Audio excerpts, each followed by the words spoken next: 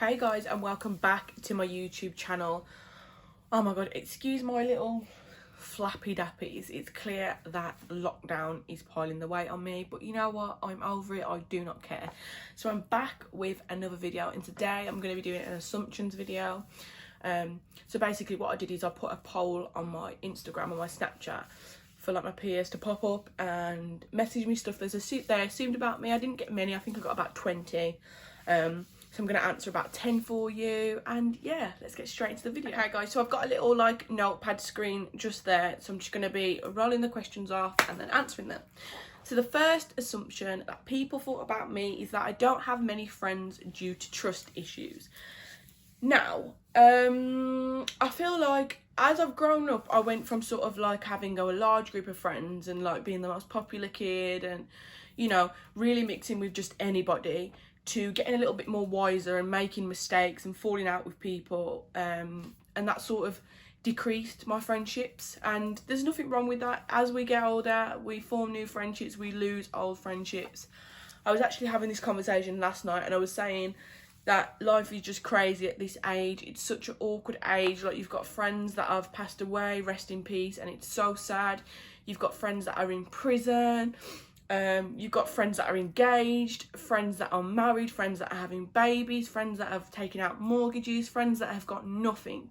And I think it's just important to remember that everyone is on a different path in life, and you can't ever judge people because you'll never have no two friends the same.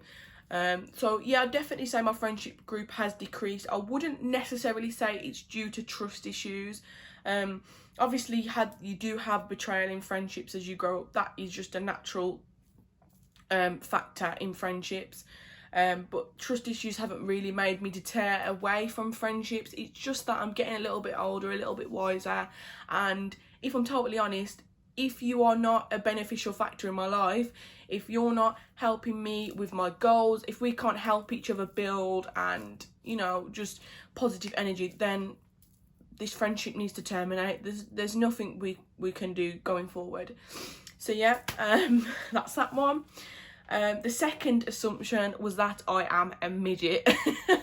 And I think one of my friends put this on my Instagram poll. I am a midget, and I'm absolutely fine with that. I'd rather be a midget than a dinosaur.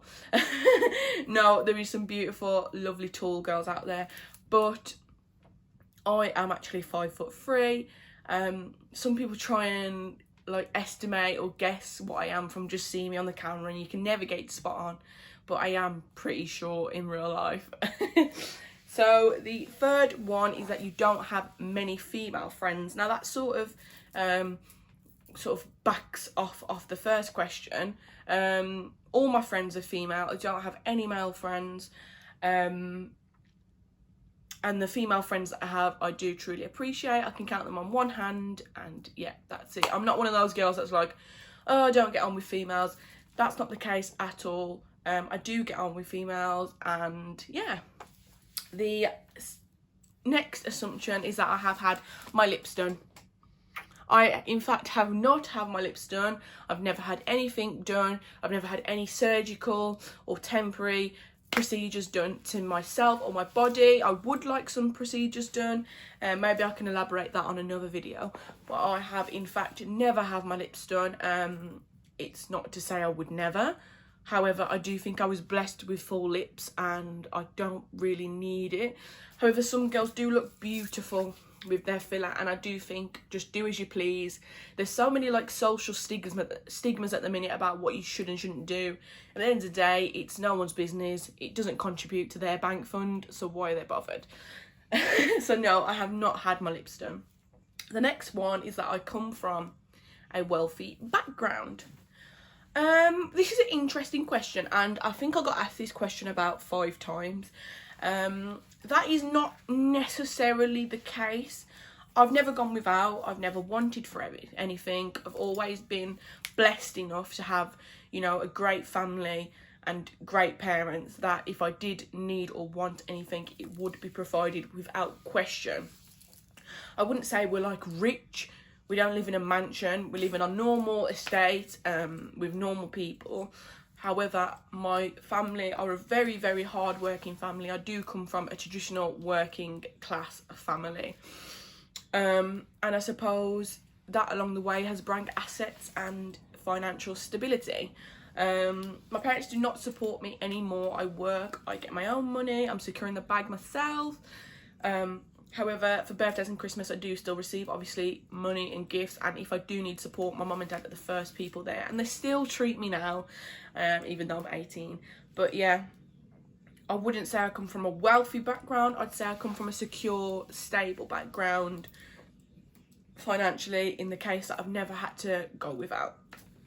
What was the next one? I smoke weed. That was an interesting one. I think that got asked about 2 times. I do not smoke weed. I have tried it. It's not for me. I'm not judging anyone that does smoke weed. I know it has got like healing properties and calming properties for like anxiety and depression and any other like mental issues. However, it's not for me. When I did try it for a stage in my life, it made me a very paranoid person, and therefore I just wouldn't have it again. Like I said, it's just not for me. Everyone's body reacts to like those sort of compounds differently, and my body had a negative reaction to it. So yeah, moving on. The next one is I am from Ghana. I am not from Ghana. That is a very interesting assumption. No one's ever asked me that. No one's ever assumed that I was from like Africa. And I know we do all come from the motherland. Ultimately, we're like a tree and we all grow from Africa. So that is in my heritage. However, I was born in England, so I'm British. What do you call it? I can't think of it. I've got so many different elements of different countries in me, if you want to say. But my parents are Jamaican, Indian and Bajan. But I am obviously British. I was born in England, and then obviously my parents are what I said, and obviously my grandparents are Bajan, Indian, Jamaican. So I've got like a nice tropical mix on both sides. I am in fact not Ghanaian. Beautiful Ghanaian people out there. I am, what's the word? I can't think today. I don't know what it is. I feel like I'm not in the right frame of mind. I'm like thinking about 1,000 things. I'm grateful, I'm privileged that someone assumed that, because Ghana is a beautiful place. However, I'm not from there. The next assumption was that I want a baby. This is a weird one because I actually do not want children.